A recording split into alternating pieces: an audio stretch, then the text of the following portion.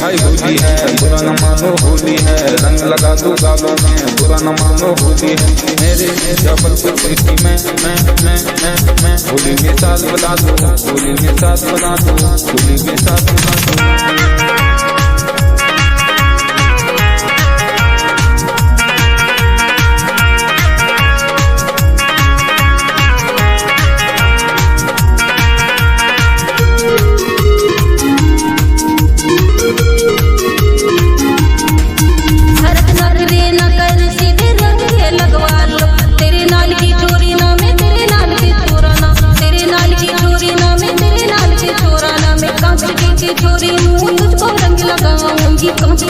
चोरी हूँ मैं तुझको रंग लगाऊंगी तेरे जबलपुर सिटी में होली रंगीन करा दो, होली रंगीन करा दो, होली रंगीन करा दो। होली है भाई होली है, बुरा न मानो होली है, रंग लगा दो गालों में, बुरा न मानो होली है।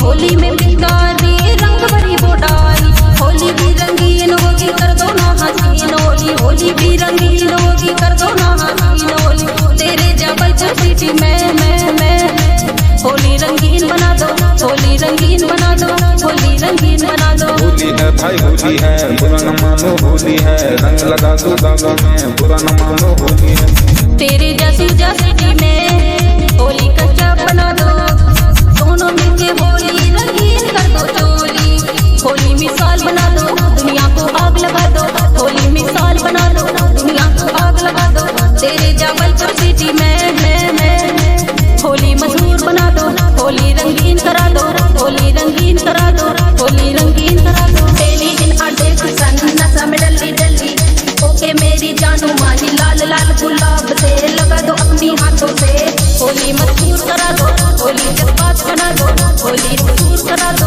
होली जज्बात बना दो। होली है भाई होली है, बुरा न मानो होली है, रंग लगा दो गालों में, बुरा न मानो होली है। मेरे जबलपुर सिटी में मैं होली के साथ बता दो, होली के साथ बता दो, होली के साथ बता दो।